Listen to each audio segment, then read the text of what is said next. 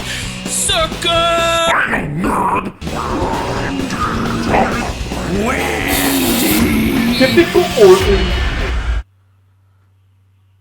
I sure hope you can hear me. I see the volume things are up, so I'm guessing that means you can hear me. So welcome to the April 17th edition, 2019 edition of the Raw Loaf. I'm your host. You can call me the Raw Loaf if you want. That's cool. We're going to make up a little bit of time, just really quick. Make sure you go to my Twitter stream or live feed or whichever you want to call it. There is a bunch of... Oh my god, I'm making my volumes up. There's a bunch of videos I made yesterday. Took Star Wars trailer. I put WWE superstar entrance music to it. Go check them out. Retweet your favorite one. So, let's take a really quick look from yesterday. SmackDown Live. Stardust, good move. Finn Balor, good move. Only one to move in the first hour, by the way. And then all of a sudden, the last hour, it's like everybody forgot. Oh my god, I'm on SmackDown Live. Then we had Kairi Sane, who was on NXT tonight in a very critical match. Kind of good thing she lost, or she might have some weird predicament to be in. Then Ember Moon Bayley at the same time pretty much came out. Buddy Murphy, who was on NXT tonight too. What the heck is going on? And then we had Roman Reigns and Elias. I think most people thought both of those were kind of letdowns, because we were all expecting, I think, something more. Nothing wrong with those two. They do their thing, but man, I thought there was going to be a lot more. Anyway, so let's get on to NXT. Velveteen Dream and Buddy Murphy had their North American NXT or North American Championship match, which was kind of weird, because it was the first match, and it was set up because Velveteen Dream was at WrestleMania, and he was backstage. He was filming vertically like all noobs do, and he should have turned his... Just really, 99% of you people out there, just turn your phone sideways when you film. Do not film like this. Anyways, so he's filming himself, and he's like, haha, look at this guy. And Buddy Murphy's like, what? And then Velveteen Dream's like chasing him. Yeah, you suck. And then I guess that's how you get a championship match on NXT, because they had a fight tonight. And boy, howdy, was it ever a wrestling match if there was ever a wrestling match. There was a massive, everything. The code breaker. When did these code breakers with, the one knee start? I mean, Jericho did them all the time, and a couple others have done them. Backcracker, I guess you'd call it, to the back, but they call it a code breaker recently. But they've all been doing the one knee to the face, which is cool, but why not use two? Then, this crowd was getting on my nerves, this NXT crowd, and sometimes they do. Because they do things they chant things like fight forever. Why would you want that? Seriously. Why? Because they're having a good match, you just want them to fight for the eternity? That doesn't make any sense to me. It seems like they both would need a break to eat, or they would just it would get boring. You could have the greatest thing in the world, but if you have it all the time, you get bored of it. Maybe not everything. Woo. And then, so the War Raiders, who made an appearance tonight as the War Raiders, actually, they had their shirts as War Raiders, but yesterday, Monday night, we were supposed to call them the Viking Experience. That's why I got my fake little axe here. I couldn't bring out my real axe, because we can't have war, but apparently we can have war. But they also called them the Viking Experience later on during NXT. I'm confused out of my mind. I don't know why they choose to do this. Maybe it's because I took a knee strike, or... Not me. Buddy Murphy gave such a knee strike. Woo! To Velveteen Dream. Knocked him out cold. Buddy Murphy had to, go into the ring and come back out to stop the 10 count. Because if he didn't, he wouldn't have gotten a chance to win the belt. And Buddy Murphy, now that he's on SmackDown, I guess he can't come back. But I think he should, but I don't know. Whatever. And then, unfortunately for Buddy Murphy, Velveteen Dream got the Death Valley Driver, or I mean the Dream Valley Driver, and then he got the Purple Rainmaker in there. Boom for the 1, 2, 3. I didn't like either of these guys very much, but Velveteen Dream has a better entrance. And if you can't impress me with your attitude. You can impress me with your entrance. So I guess congratulations to Velveteen. Congratulations are due to the Velveteen Dream.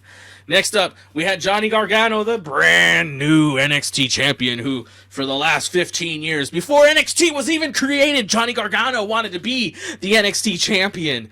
I don't know how he knew about it, but apparently he did, and he came out and he was talking about how great it was to be champion. Finally, after 4 years ago being told, no, Johnny Gargano, you're not gonna do this. And then he comes and he becomes champion, and of course, the Undisputed Era comes out. I don't know how they do their thing like that.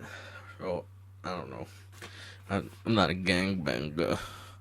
Okay, I'm not good with my hands. That's gonna be something somebody's gonna say against me someday, but that's cool. They have their hand signs, I can say that. It's like saying, straight people, those straight men, man, they get boners for women. Whatever. So, the Undisputed Era comes out. Adam Cole, obviously not happy with what's going on. And only Kyle O'Reilly and Bobby Fish were right there beside him. And the whole time I'm like, Johnny Gargano, you've been trying to get this for 15 years. Why are you not worried about Roderick Strong?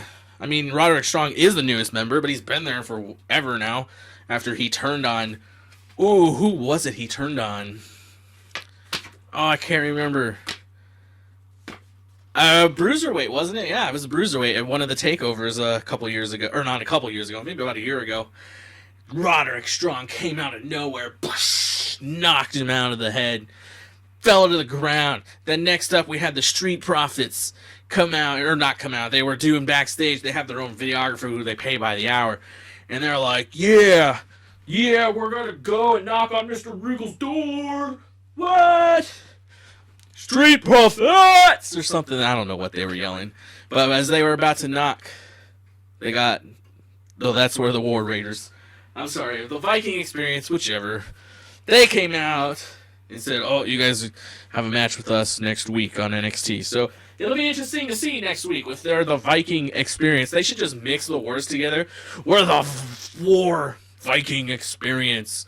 Or we're the War Viking Raiding Experience. Or something like that. Come on, guys. And then they go backstage to Adam Cole and the rest of the Undisputed Era. And here's where I was supposed to tell you about what happened. But the William Regal apparently talked to Johnny Gargano, said, hey, Johnny Gargano wanted the Undisputed Era, like he's going to take on all four of them, I guess. But nope, he just wants Roderick Strong. Adam Cole's upset about this. Roderick Strong's like, okay, okay. Who wants to bet? This is a mind game that Johnny Gargano's playing. Because why does Roderick Strong get a chance at the title? Adam Cole is thinking. And he's trying to cause a rift. But this group of guys, they seem pretty tight. They were upset with each other after NXT TakeOver. But if what Adam Cole says is true, if Adam Cole says, oh, we do not let our emotions control who we are a group and we're bound together like tight super glue. Wow, that was really bad. But if his emotions are in check like he says they are, this shouldn't be an issue. We'll find out next week. There was something going on 2 weeks from now. Oh, Kushida. A good thing I write my notes down. Kushida is going to be on NXT in 2 weeks, so that should be pretty exciting. Next up, we had Dominik Dijakovic. He was coming out to have his match, I guess, against the NXT Superstar Shakeup acquisition of Aaron Fry. And I was like, at first I was like, man, this match, they got like 15 minutes left in the show and they still have the NXT Women's Championship match coming up. But it didn't matter because Dominik Dijakovic just went wham! Kicked Aaron Fry, and Fry was done for the night. And then he said, feast your eyes on this Velveteen Dream. Oh, he's going after that North American Championship. And we'll see what Velveteen Dream has to say. It seems like everybody wants a piece of that guy. Woo! Then Vanessa Bourne and Aaliyah are backstage. I don't know what Aaliyah's last name is. Maybe it's Bourne. Maybe they're not sisters. They can't be. Otherwise, they would be talking about it. But anyways, They want Candice LeRae to go and find some lower. They call all of us lowers. You want to see what's lower? My belly done lap over my belt line. Speaking of my belly, come on, everybody. I'm gonna do the Iconics pose here in a second, and I want you all to screen grab it, and then I want you to tag the Iconics and tell them, look, here's your new manager. So we're gonna do that right now. Ow! I stepped on Iconic. Okay, I hope you got your screen grab. That's so dumb. Could you imagine if this actually worked? So next up we had Shayna Baszler and Kairi Sane. So Kairi Sane came out of the gates flying here. She walloped on that Shayna Baszler, and I was like, oh, maybe she's trying to take after Djokovic, but I don't think so. Shayna, of course, eventually comes back, and early on in the match, Shayna hit a knee so hard, I wasn't sure if I was still awake after that one. And then, so eventually, Shayna really beats down on Kairi's arm. Kairi's arm looks like it's done. They send down the medic, who apparently Walter, the NXT UK champion, now seconds as a medic for NXT, because this guy looks so much like Walter. Comes out, and he just looks like he doesn't even look like he knows what he's doing. I'll just say it. I mean, come on. That's not very good medical staff they got there. And then Io Shirai comes out, and she's all like, oh, what? Are you okay? And then Shayna Baszler says, I've had enough of this. She goes over. She pulls up Kairi into the ring, and she got her arm down like she had Dakota Kai, and she was going to stomp on that arm and break it until Io came in there and just stopped it. Kairi Sane loses. She can never wrestle for the NXT Women's Championship again. But thankfully for her, maybe luckily, she was able to go to SmackDown Live. So at least she can try for the Raw Women's Championship with the... Well, apparently she doesn't want to do that because now she's teaming with Asuka. But... and then the medic. This medic was driving me nuts. Like, so, Shayna Baszler, after the match been disqualified, the ref's like, no. Shayna Baszler, whoa, bam, steps on Kairi Sane's elbow. She's done. The I don't know what you call them, the Shayna clan. They leave, and Shayna says, get used to it. Like, what is she saying? She's been champion for long enough. Like, okay. And then Kairi left her friend. Apparently, she's not in NXT anymore. So now Io Shirai is like the only one who's in against this group. So I feel bad for her. But Walter comes back into the ring, and Walter is standing there like, like I don't know what to do. It was like, so when I was in the Army and on my first deployment, we our striker, I was in the first ever striker brigade, and we all got in the truck, and then down the road somebody came out with a RPG, rocket propelled grenade, and shot it, and it hit our truck.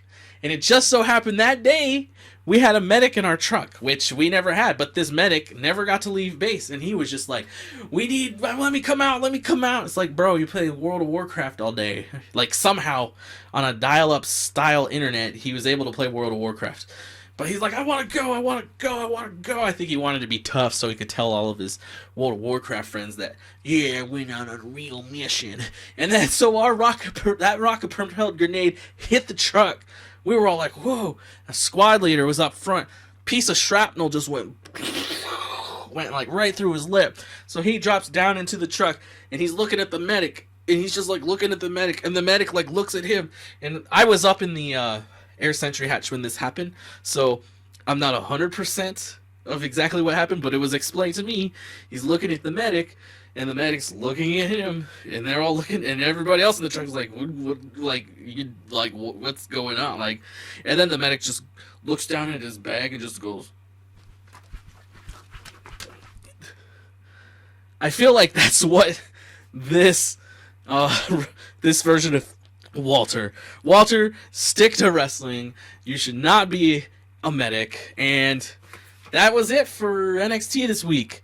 The only shakeup it looks like there was that guy. Well, Kairi Sane's not there anymore if you count that. But Kushida, but we all knew that already. And then that Aaron Fry guy who lasted all but one kick against the Hungry One. So, quick recap. Oh, I gotta write that down. NXT. I think maybe because Aaron Fry was the solo NXT acquisition. If he wasn't there already, I don't know. Aaron Fry. But they didn't talk about him like he was anything big, and boy howdy, he sure acted like that was his first wrestling match he'd ever wrestled in his life. So there you go. There you have it. That's what was announced on television. Now, I did see that I guess Mickie James is now on SmackDown Live, but I don't know. We'll just all have to see it sometime. So thanks for watching the April 17th, 2019 edition of the Raw Loaf. I don't know if anybody's trying to chat in the chat room thing here on that I'm looking at, but when I was watching the audio-free episode of the SmackDown Live review, I handed out a security question, but I guess nobody heard it. And the chat thing on my phone here nothing came up, but when I watched it back, somebody was trying to tell me my audio was bad. But I couldn't see it on here at all. I just saw, luckily, that person also tweeted me, and that's how I found out. So thank you! That's why Stud Ice is, he's over on SmackDown Live now. Make sure to follow me on Twitter, at The Raw Loaf. And go to Facebook right there, The Raw Loaf. If you like, you can use The Raw Loaf Live. Or just hashtag The Raw Loaf. Either one. And make sure you subscribe. Like this channel. Comment. If you want to chat. That's I'm doing this live so people can chat, because I think it's fun. I love it when I go to other people's videos and they're actually live and you can chat with them. And then, because it's like, oh, comment, oh, it's already happened. But chatting is live. And then, you can also share this video, tell everybody you know about the Raw Loaf, even the people that don't like wrestling. Because the people that don't like wrestling, obviously, do not like their lives. I'm going to rate this episode of NXT, and that Dream match, well, not the Dream match, the Dream and Buddy Murphy match was really good. Shayna Baszler and Kairi Sane's match was really good. Dijakovic's match was super quick. Oh, jeez. Johnny Gargano, unfortunately, was kind of a dunce, so you got to take some points away if your champion is a dunce. Let's give it a solid 52 out of 69 this week. So, thank you for watching, everybody. Now's the time I got to walk on over. Make sure. Oh, hold on. Where'd it go? Oh, I got it right here. I almost forgot. If I start doing WWE trivia, we got a little practice one here for you. Or not. Where'd it go? So disorganized. This isn't it. This one's from yesterday. But let's go ahead. We'll pick number 4. Get ready. This is your trivia question for the day. At the 1988 SummerSlam, Frenchie Martin carried a sign. What did it say? Ooh, go ahead and tweet it to me at Twitter at The Raw Loaf. First person that gets it right, I don't have any prizes for you. How about this? You gotta get it to me on Twitter. I'll make a cute little video for you of your name. How does that sound? Alright, so, the question again. At the 1988 SummerSlam, Frenchie Martin carried a sign. What did it say? Thank you for tuning into the Raw Loaf. Next Monday, be back here for the live recap of Monday Night Raw. Superstar shakeup? Okay. Connor! Now I gotta go turn off the stream. I gotta figure this out someday. I just gotta hit stop.